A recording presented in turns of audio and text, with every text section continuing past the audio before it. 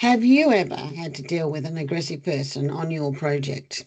Is it something that you should really fight about, or how does a professional project manager deal with aggression or an aggressive person on their project? Well, I'm here today with Margaret Santos again in the Ask a Mentor session, and we're going to go through this, aren't we, Margaret?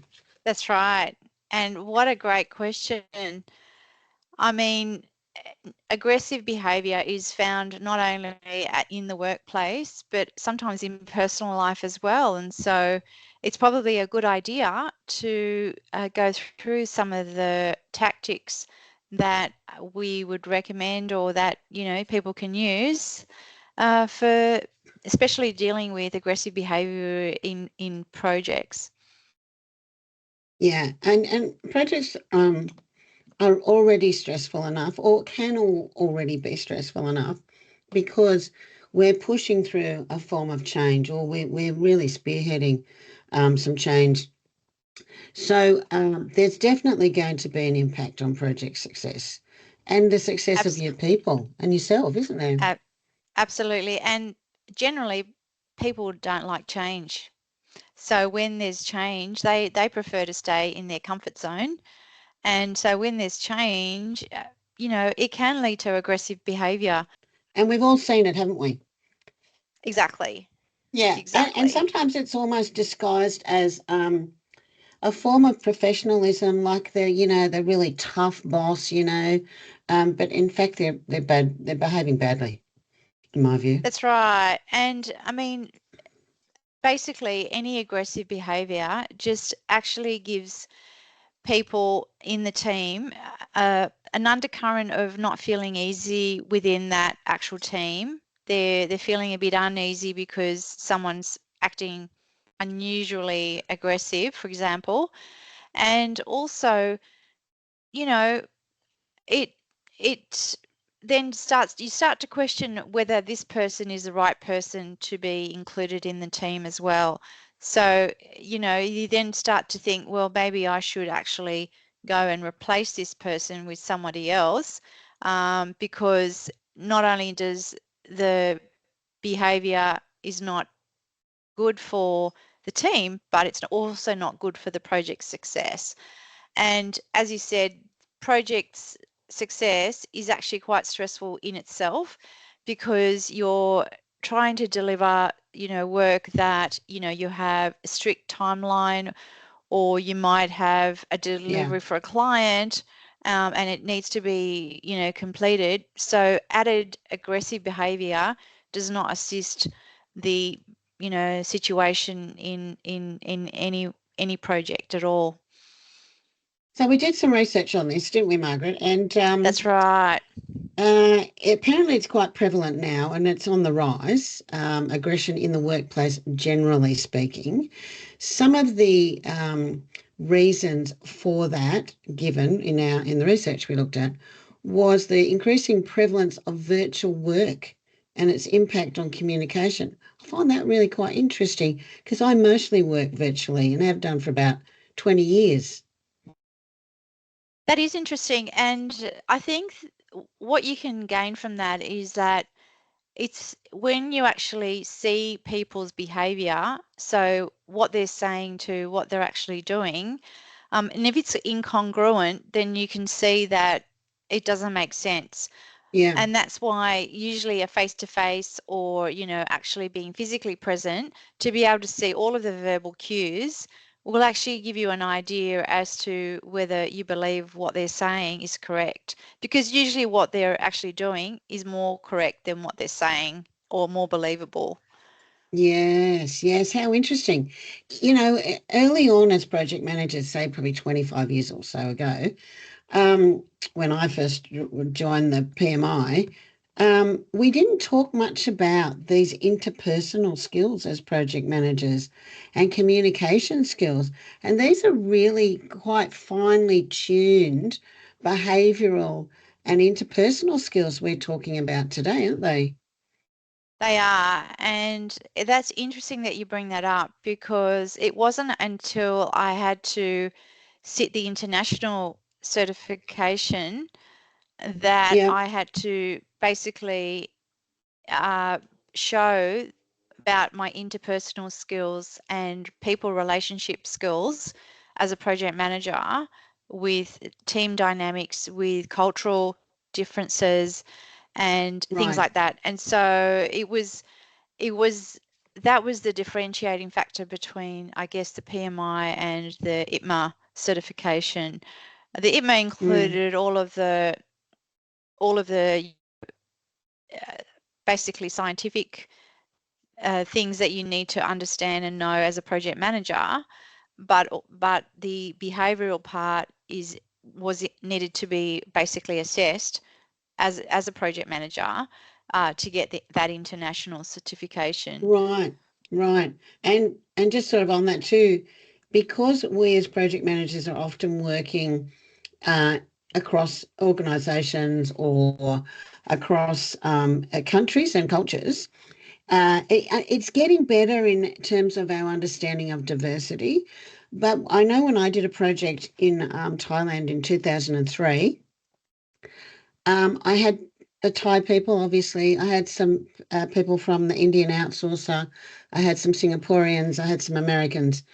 The way that people deal with interpersonal skills across all of those cultures is different. And I remember the American was always seen to be incredibly aggressive when he really wasn't. Um, but that, that's just part of it. And I've just flag Hofstadter's cultural uh, study around organisational behaviours across cultures. It's really handy to know as project managers. So there's also the connection between aggressive behaviour and burnout.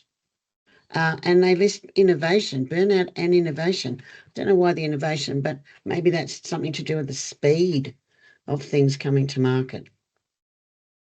And that's interesting what you talk about in terms of burnout and also different cultures being seen as aggressive when they're Yeah, not really. yeah, yeah, And so, one of the things that I basically say is that if someone appears to be aggressive, and I would actually acknowledge that and actually say that, hey, I see that you're yeah, aggressive or that your behavior is aggressive, yeah, because they might then turn around and say, oh, I didn't mean to be aggressive. Or, exactly, yeah, exactly. or they might say, oh, yes, because, and that's when you have an opportunity to basically bring your point of view. And I would always, uh, confirm what they're saying by understanding what they're saying, by providing, their under, agreeing or understanding their point of view, but putting Yeah, your point of view across to say, well, this is my point of view and the pros and cons of both, and why one scenario might be better fitted for this particular situation that we are having to deal with at the moment. yeah. I mean, because you can say to someone, I perceive your behaviour as aggressive. And I know Mm, when I was young and first in the workplace and started to move up the ladder, I was always being told that I was aggressive, uh, not assertive. And I probably actually was assertive, but because I was a female, because I wasn't smiling and being pretty and nice and, you know, um, more quiet, I was seen as being aggressive. And I would have to remind people on my project. So and the famous man at the time was Rupert Murdoch. If I was Rupert Murdoch saying this exact same thing to you in the meeting, would you think I was aggressive? No, no, they didn't. probably not. Yeah. Mm. So that was always interesting. So we've sort of talked about the impact on project success to do with how different people behave, how it's perceived, the behaviour, the impact on your project from that behaviour, in increasing prevalence of it, decreased productivity and efficiency is one of the big ones, isn't it, for us as a project manager? So that's correct. So if, for example, then you've addressed the person by acknowledging the aggression or diffusing their aggression by putting your point of view across, or actually decomposing the whole issue and addressing it by components, and if that person still continues to be aggressive, because some people are going to be aggressive regardless because they're saboteurs and they don't agree with the Yes. change. And so they're going to Yes. be adamant about True. being aggressive regardless of whether Yep. you put your point of view across or not. So at that point, I would actually then try and, as we've agreed, seek help early, and Yeah. raise it with the basically the project sponsor or the project owner, to Yeah. say this is a potential issue and it can railroad the success of the project and Yep. undermine the work that I'm doing right now, and also the work of the team. I think So that's I really would actually, important. Yeah. that's right. So after you've had that discussion with that person with the aggressive behavior, if they're still continuing to do that, then I would definitely raise it and flag it with the sponsor, and Mm. basically so that the sponsor is aware that there potentially could be a roadblock Yeah. or some sort of, sabotaging behavior that will, you know, stop the success of the project from, being successful. That's really employing your project management technique and your tool set, isn't it? That's right. Yeah, That's right. escalating, identifying an issue, a risk, talking Yes. to them about why it's a problem, and that's the bringing the evidence in. I always talk to project managers about what's the evidence for what you're saying, because quite often people will go to a sponsor, and it's almost like sounds to the sponsor like whinging or complaining. Mm, But you've got mm. to go with the evidence. I observed this. This is the evidence that I've found based on what other people have said or the work, performance, or whatever it is. This is how I see it playing out, and this is the help that I need from you, sponsor, to make a decision. And It that's does get important. And difficult. Yeah. yeah. And that I was just going to It, say that's important because you don't want to be seen as, you know, nitpicking or yes. having your behavioral impact onto the actual situation, that it is Mm, actually factual. And I would take some notes, the time and the date, to say this is what I observed, this yeah. is what I saw, this is what happened, this is what that person did, this is how I responded, and not try and be aggressive back. So that is Yes. definitely something that I would not do, and that is either get angry or be aggressive in retaliation to that behavior. I would So, remain yep. calm, Yep. composed, and I would treat it clinically like it is a total business thing, that it's not a personal attack, Yes. Yes. but it's a business, like a business transaction, and that's how I And would treat it. I mean, we're fortunate as project managers to have those sorts of tools that we can diffuse by issues management, for example, questioning, all of those skills that we've got, um, and raising risks and things like that. It gets a bit tricky though, Margaret, doesn't it, when the person that's aggressive on your project is a key person or a senior executive in the organisation, and then maybe manoeuvring is a different strategy, which is a bit of what we talked about, what I talked about with Margaret Gilbert on the managing conflict in your project. Um, on this one, we're trying to work out how to really deal with that aggressive person. So, what are the signs? It's not just someone ranting and raving and throwing a tantrum. It can be a bit subtle, can't it? That's right. And it might be that they provide discriminatory comments, or Yeah. they're actually being a bully in a meeting, or, they're showing some sort of unconscious bias towards some of the team members. particularly, when the Right. behavior is being aggressive towards a particular person in the Yeah. team, for Yeah. example. And they're the telltale signs. They raise their voice. I'm not sure if they would go ahead and do physical abuse, like hit someone or spit Yeah. at someone. But I think, as you said, that there has been that sort of behavior in the workplace confirmed in statistics. So I remember way back, it's a long time ago because I'm pretty old, in 1994, when I worked for a very large IT company as a PMO person, program manager. So I used to fly about the place recovering projects and rousing on naughty project managers. And I had this man who was taller than me because I'm not very big anyway. And in the middle of the office, he stood over me and like really closely. And I've had this many times in my career and was like this at me. And I basically said to him, well, I'm not doing that here. We need to go into a room. Happy to talk to you. But what I've found is the more calm that I've stayed, the more upset some of these people get because they can't bully me. So, you know how you were saying, um, remove the emotion and all of that stuff. That's not what's expected. And it's certainly not what's expected as women.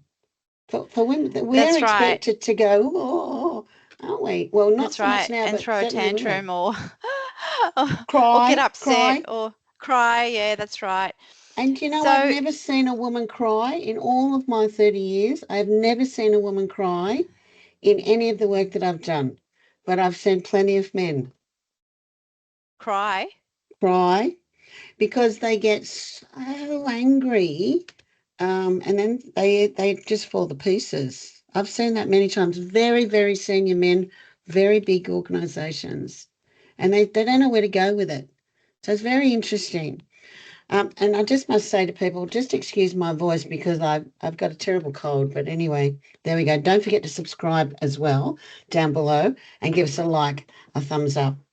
Okay, so immediate actions, Margaret, because sometimes these people can be quite dangerous, or they can we can be in a situation like that example I just gave, where this person's in the middle of an office screaming at me. It's just not on, it's just not on. So what do we do? What sort of stuff do we do?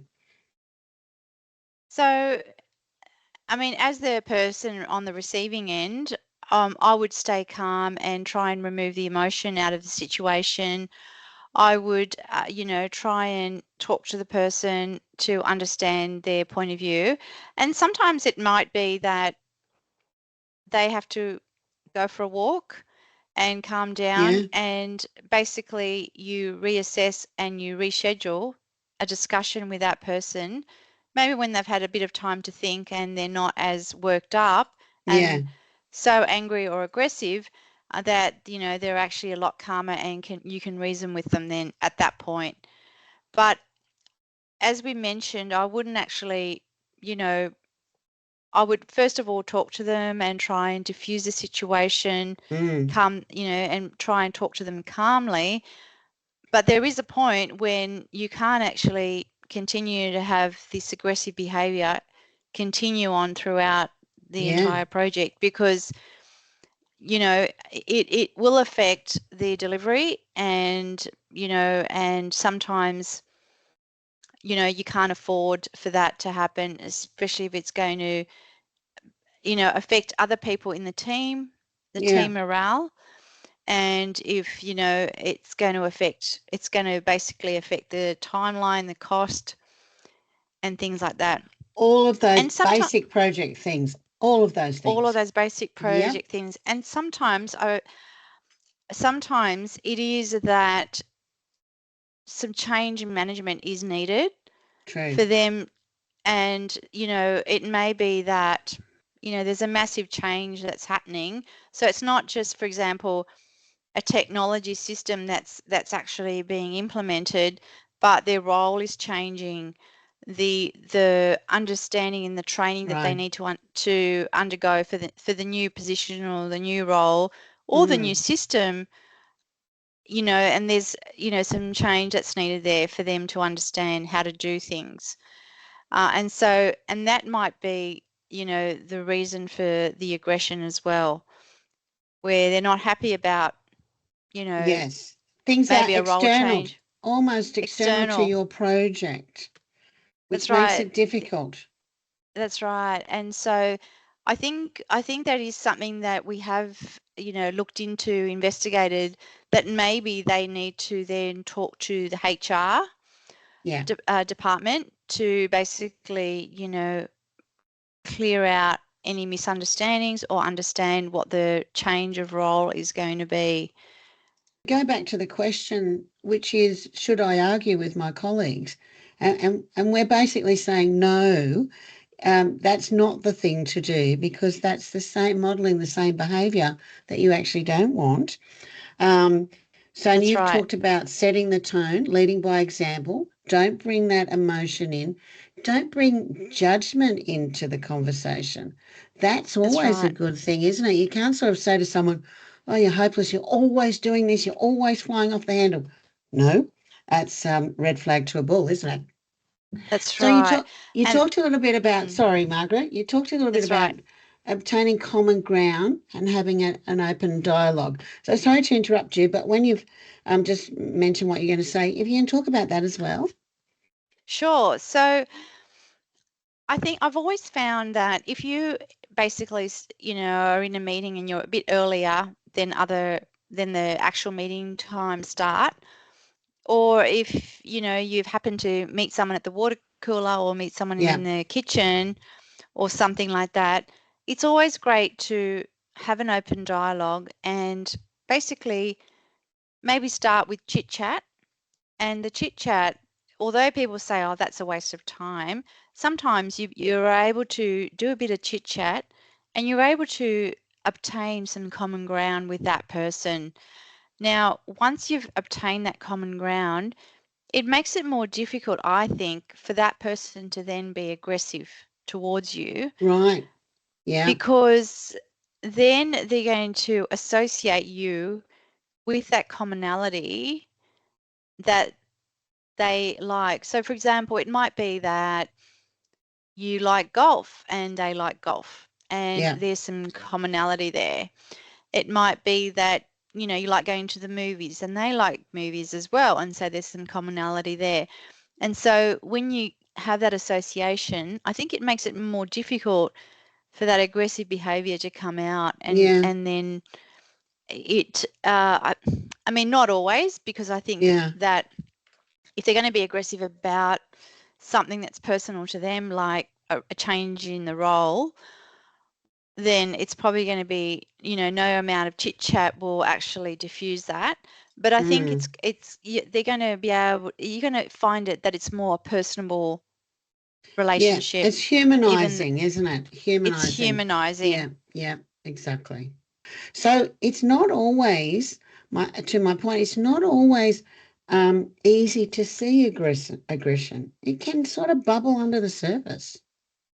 That's right. And I think you mentioned before that in some cultures it's probably seen as accepted because Yeah, to them everyone does it, like everyone talks like that.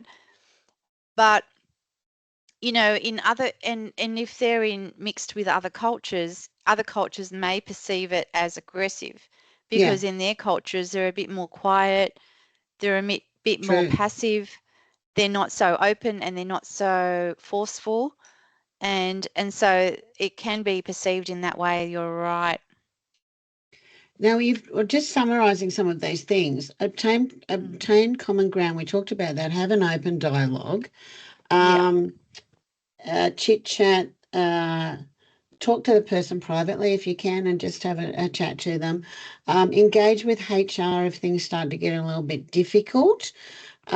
Be adamant and delivery in your delivery to them, and say, particularly for people that are trying to bully you. So that's just not happening. That's not acceptable. That behaviour.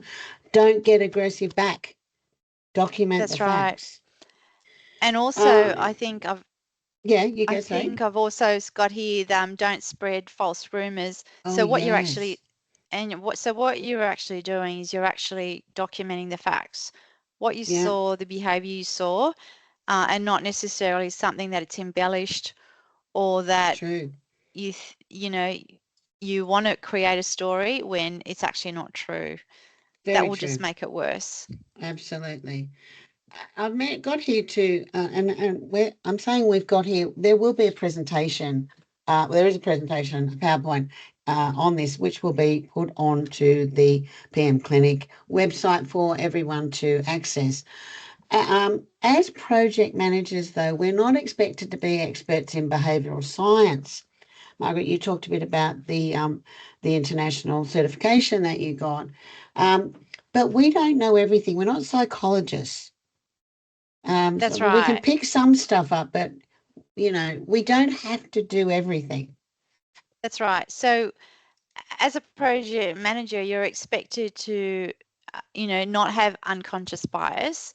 You're expected to be inclusive with all cultures, Yep, and so by doing that, hopefully you're not aggressive, and that's what you are expected, and help assist by getting people to speak up if they're introverts or they're quiet or their culture yep, is that they're more passive towards their leaders. So, because in some cultures, that's how, they act or react. yeah, absolutely. Yeah. And yeah, So some strategies for mitigation, and you started to talk a little bit about that then, the role of the leader. Then that's really important that as project managers, we are leading a team. Even as a solo project manager that we talked about just recently, you're still yeah, leading an activity, aren't you? that's right. Depending on where you are in your project. So, strategies for mitigation, establish clear expectations and boundaries, leverage your team culture to promote respect and inclusivity. And this is also something that usually is prevalent in your organisation's culture. Margaret, I'm going to hand over to you because I'm just about to cough again. Oh, okay.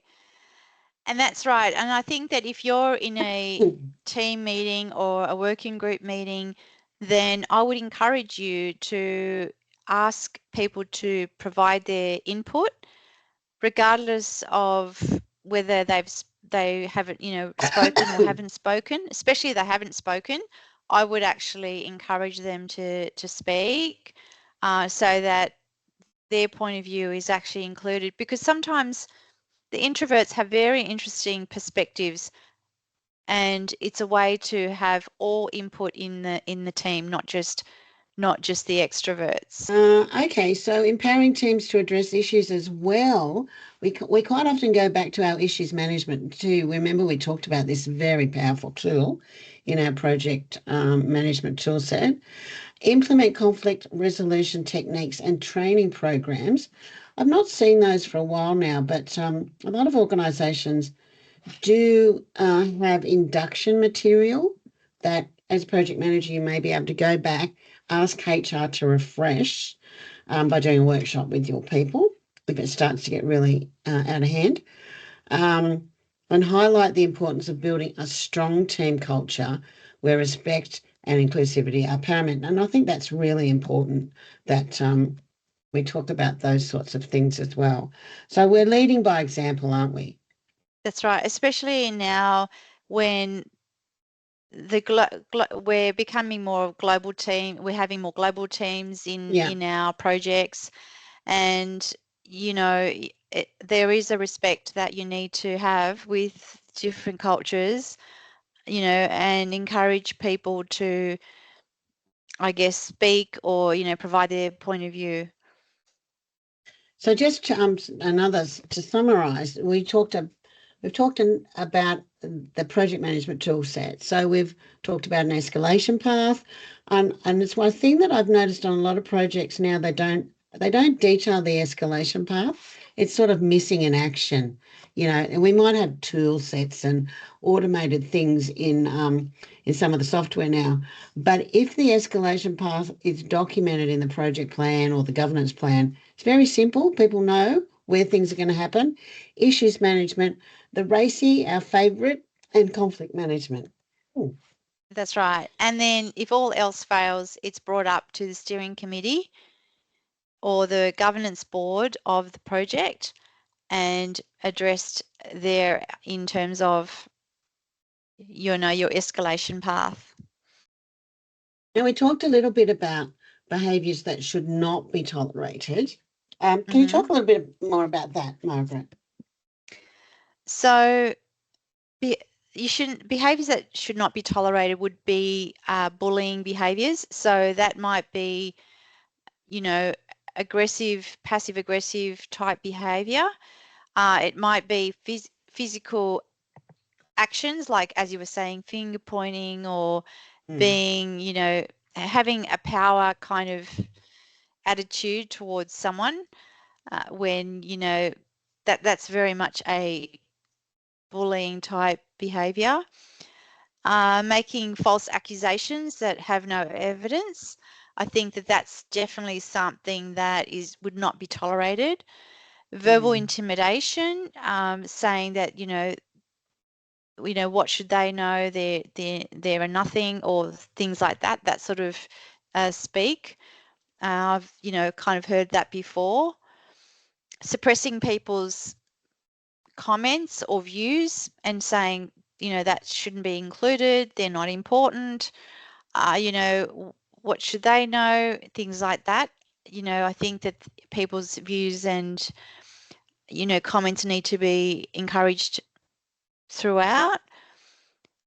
Basically, discrimination. I mean, that should not be tolerated, whether it's by sex, whether it's by religion, race, any of those different types of discrimination. And unconscious bias, as I mentioned before, I did mention that.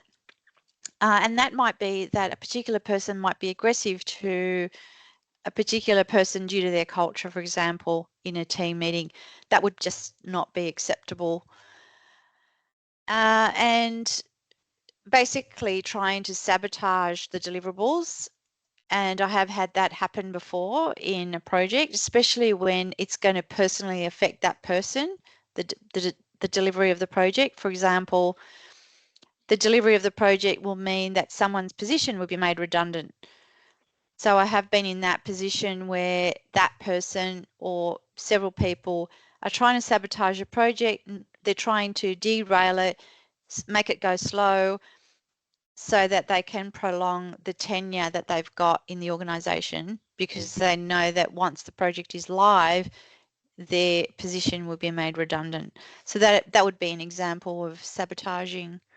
As we spoke, I think one of the things that once we recognise that, if we've found common ground, we've been able to chit chat, we've been able to decompose the issue, we've been able to put forward our pros and cons with that person, and they still continue to be aggressive, then that's when you need to, as you said, bring in your tool set, basically document it, Yeah. have the actual scenario documented, dated and timed, and then bring it to the sponsor.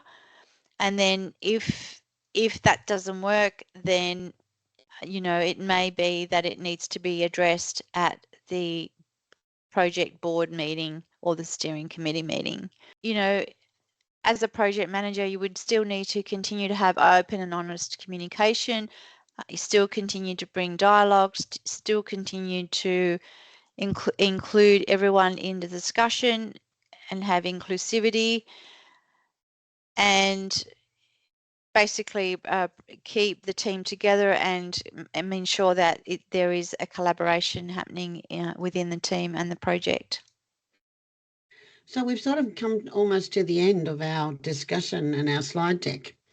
And we've given, I think, Margaret, quite a few hints and tips to people how they can overcome some of these things. But really to remember that you're not alone as a project manager. You can seek help. It does become difficult if it's a senior executive that is interacting with your project. You may have to rethink your own strategy. And I think, as I've said on a previous one of these webinars, I used to say to my people, You have to understand what the game is. You don't necessarily have to play the game, but you need to understand what the game is for your own sanity. But we can always choose not to do it. It's a hard decision, but I've certainly, when I had my company, I pulled my whole team out of a place because the key person was treating them very badly. Um, and after I'd said a number of times that it's not on, they continued it. Now that was a financial hit to me, but I was prepared to do that rather than, virtually killing people. Like it's just not worth it. So as project managers, we do have the tools. We don't have all the tools sometimes necessary for psychological issues, but there are other avenues. But the key thing for us, I think, is we're there for a purpose, which is to deliver the outcomes for that project. Eye on the prize. Stuff gets in the road like difficult and aggressive people. Raise the risk, raise the issue, do something else. But keep the eye on the prize and keep your people coming behind you. So, Margaret, you got anything to summarise? Sum it all up? I think I pretty much summarized it just now in terms of Yeah, the behaviors, how you can find common ground, yeah, basically what they are, trying to diffuse it and not trying to make it more aggressive by being aggressive back or yes, spreading rumors or getting angry at the situation, trying to decouple the behavior from the emotion from the actual situation and yeah, treating it like a business transaction. I know that that's difficult, easier said than done, but try yeah, and stay calm, speak calmly, because that will also help to diffuse the situation. And it may mm, be that you need to reconvene the next day after that true, person has, gone for a walk, had some time to think, and sometimes they might come back and say, look, I'm sorry, I was really, and my behavior was really uncalled for. yeah, I'm not normally like this. And so, it's given them time to rethink as well. yeah. So thank you so much, Margaret. It's been again an absolute pleasure to have you on the mentor Ask a Mentor session for July. And we've tackled some hard questions. This was another difficult question, but I think it's been worthwhile to discuss. So again, this will be on the website. As the PowerPoint, if you want to have a look at the detail, if you want to contact Margaret, that's also on the website under guest presenters. I will also leave a link in the YouTube description of where you can find this information. Other than that, thank you so much, Margaret, for joining me. And for everyone else, thumbs up. Please subscribe to the channel and have a great project day. Thank you. It is my pleasure.